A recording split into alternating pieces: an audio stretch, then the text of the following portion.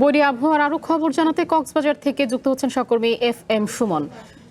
সুমন, আমরা দেখতে পাচ্ছি আপনি যে এলাকায় আছেন সেখানেও আসলে পানিতে তলিয়ে গেছে, আপনিও নৌকায় ভ্রমণ করছেন দেখতে পাচ্ছি। আশেপাশেও আমাদের একটু দর্শকদের দেখাবেন, আপনার মাধ্যমে দেখাতে চাই কি অবস্থা। সাথে এখানে আর কোনো আসলে কক্সবাজার আপনি যে এলাকায় আছেন সেটা কোন এলাকার সাথে পাহাড় ধসের কোনো শঙ্কা আছে কিনা জানাবেন। ধন্যবাদ আয়েশা আপনাকে। আপনি যেমনটা বলছিলেন, আসলে এটাকে নৌকা ভ্রমণ না, সত্যিকার অর্থে যে এখানকার বাস্তব যে চিত্র, যেভাবে তলিয়ে গেছে চকরিয়া পেকুয়ার নিম্নাঞ্চল, সেটি আসলে নিজ চোখে দেখবার জন্য আসলে এখানে আসা। আমি এখানে রয়েছি, এটি হচ্ছে পেকুয়ার টেকপাড়া। এই টেকপাড়ার আপনি নিম্নাঞ্চল দেখলে বুঝতে পারবেন পানিতে তলিয়ে গেছে। আমি যেটার উপর দিয়ে নৌকা চালিয়ে যাচ্ছি আর সেটা হচ্ছে একটি রাস্তা, অর্থাৎ গ্রামীণ একটি সড়ক ছিল। এই সড়কের উপরে কোমর পর্যন্ত পানি, সেটার উপরে নৌকা চলছে। এটা দেখলে আপনি বুঝতে পারবেন নিশ্চয়ই যে চকরিয়া পেকুয়ার এই মুহূর্তের আসলে বন্যার ভয়াবহতা আর ঠিক কতখানি গিয়ে দাঁড়িয়েছে।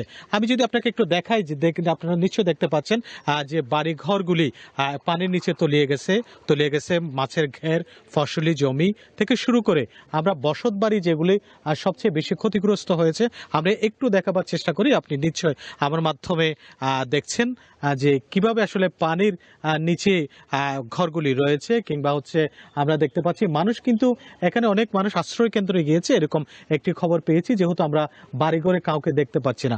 কিছু কিছু ঘরে আমরা কয়েকজন বাসিন্দাদেরকে পেয়েছি যারা আসলে বলছেন তারা বাড়িঘর ছেড়ে যাননি, নানান শঙ্কা তাদের হাতে, সেজন্য তারা যাননি, তারা বাড়িতেই থেকে গেছেন, এরকম কিছু আমরা পেয়েছি। আর পাহাড় ধসের কথা যদি বলি, চকরিয়া পেকুয়ায় আজকে নতুন করে আসলে পাহাড় ধসের খবর পাওয়া যায়নি, তবে একজন কিশোরী যিনি নৌকা ডুবিতে মারা গিয়েছে, অর্থাৎ তার লাশ উদ্ধার করেছে ফায়ার সার্ভিস দুপুরের দিকে।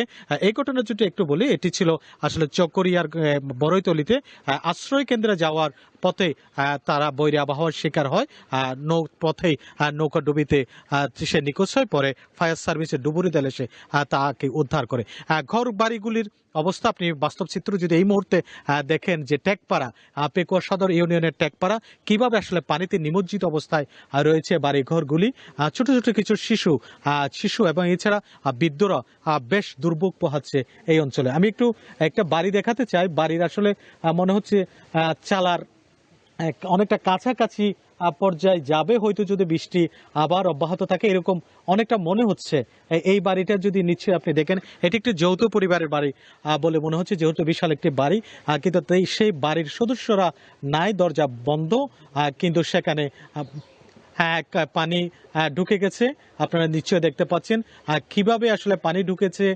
তাদের বাড়ির অনেকটা চালা থেকে কিছুটা অবশিষ্ট রয়েছে। তার মানে বুঝতে পারছেন আয়েশা, কিভাবে আসলে চকরিয়া পেকুয়ার এই ছাড়া একটি মসজিদ, এটা বাইতুল মোকাররম নুরানি একাডেমি, পূর্ব গোয়াখালী টেকপাড়া, এই মসজিদের অবস্থাটি আপনি দেখলে বুঝতে পারবেন যে চকরিয়া পেকুয়া কিংবা কক্সবাজার আসলে এই মুহূর্তে বন্যা পরিস্থিতি ঠিক। আমরা দেখছিলাম যে কক্সবাজার আসলে পুরো গ্রাম টেকপাড়া, যেখানে আমাদের সহকর্মী ছিলেন, পুরো এলাকায় আসলে পানিতে তলিয়ে গেছে, এবং সেখান থেকে আমাদের সাথে যুক্ত ছিলেন সহকর্মী FM সুমন।